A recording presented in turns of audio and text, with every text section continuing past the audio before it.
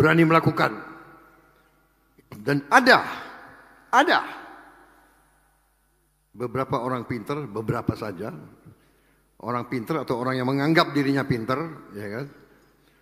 Atau mengangkat dirinya orang paling pinter di Indonesia yang selalu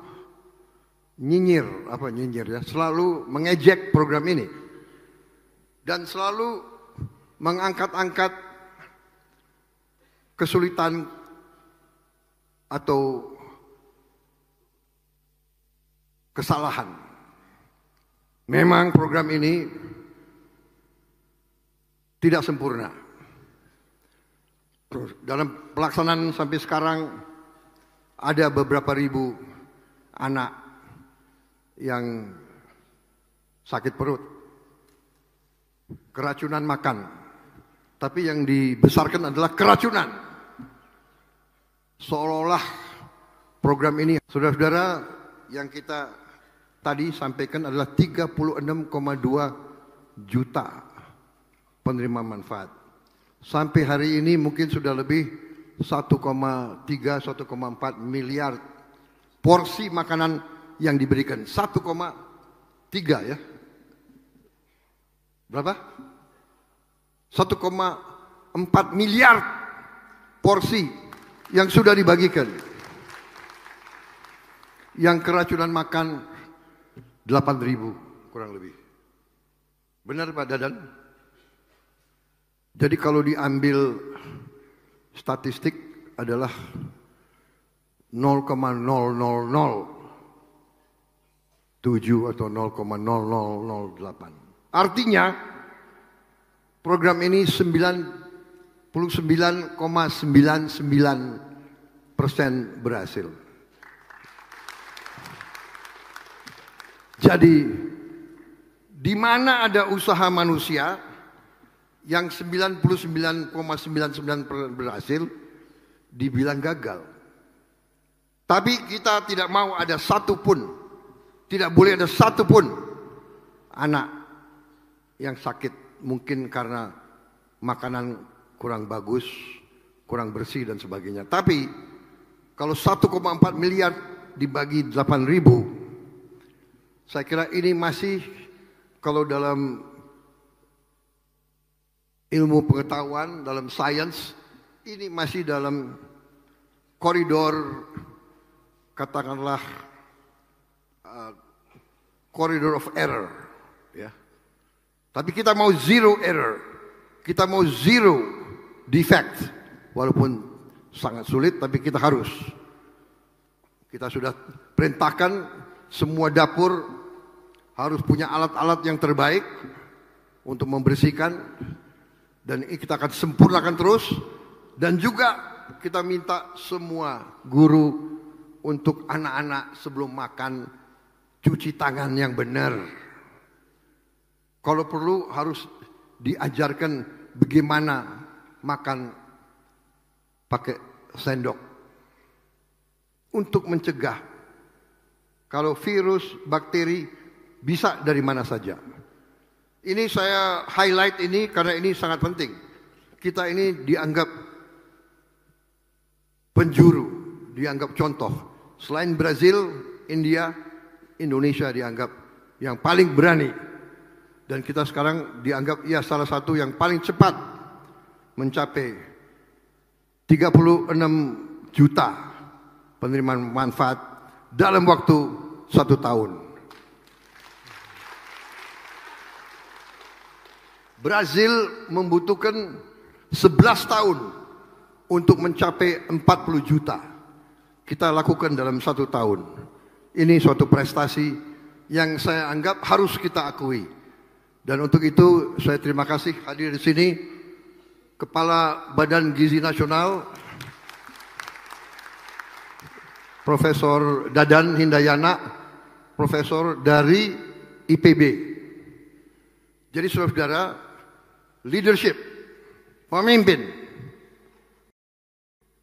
Dan saya mau kasih tahu, saya kira harus saya kasih tahu karena ini kebenaran. Beliau saya beri anggaran 100 triliun.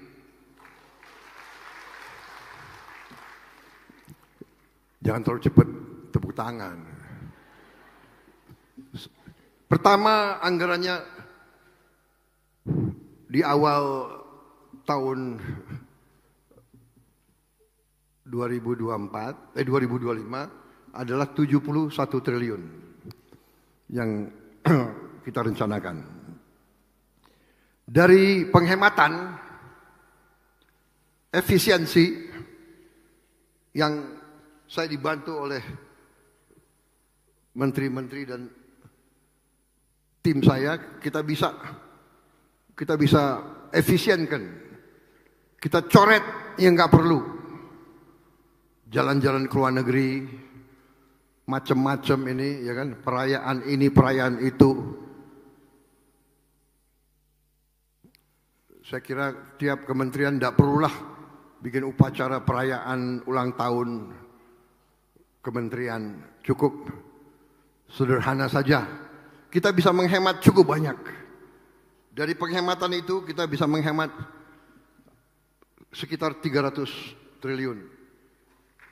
Dan 100 triliun saya tambahkan.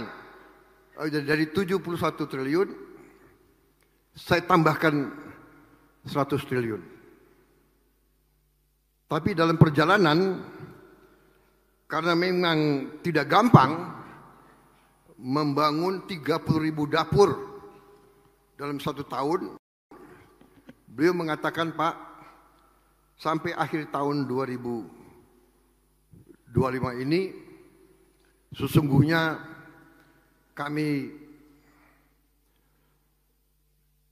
tidak perlu seluruhnya, sehingga beliau kembalikan kepada pemerintah pusat, ya, kepada saya beliau kembalikan 70 triliun. 70 triliun beliau kembalikan. Ini saya kira dalam sejarah Republik Indonesia hampir nggak pernah terjadi. Pejabat mengembalikan uang. Biasanya udah mulai November, pejabat menghabiskan uang. Mencari kegiatan untuk anggaran dihabiskan. Beliau bilang, beliau kembalikan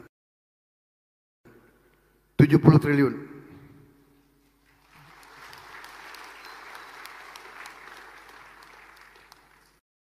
Beliau bisa aja, sudah ada anggarannya, beliau panggil nanti tim beliau, panggil anak buahnya, ayo bikin proyek. Tidak, beliau punya tanggung jawab pada bangsa, negara, dan rakyat Indonesia. Kembalikan. Saya terima kasih. Kaget saya. Makanya presiden sekarang ini agak gagah.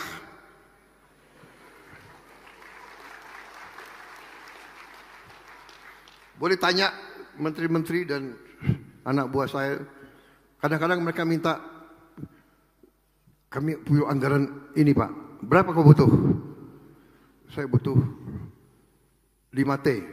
Saya kasih 10. Bayangkan kapan ada presiden kayak begitu itu. Karena anak buah saya hebat-hebat. Ya. Kalau ada 1-2 nakal, saya peringati.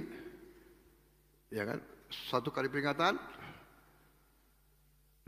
Masih nakal. Masih nggak mau dengar, 2 kali peringatan. 3 kali, apa boleh buat? Reshuffle. Harus diganti. Karena demi negara, bangsa, dan rakyat tidak boleh ada rasa kasihan. Yang kasihan rakyat Indonesia.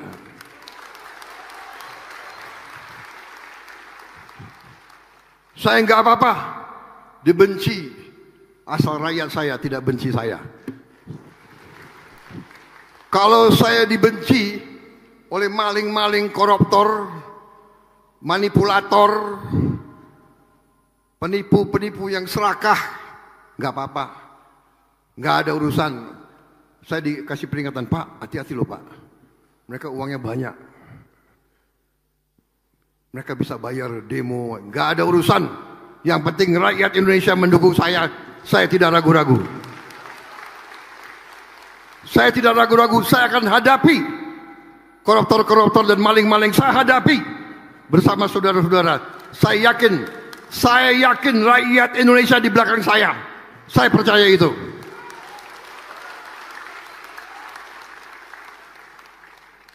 Saya kira cukup ya.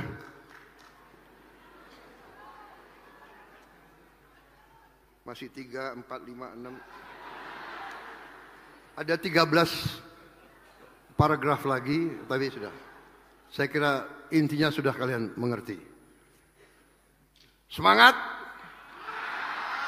Optimis. Milik jalan yang benar. Membela kebenaran, keadilan, kejujuran. Jadi pemimpin yang tidak akan korup, setia kepada rakyat, setia kepada bangsa, tidak mau jadi antek bangsa lain. Terima kasih.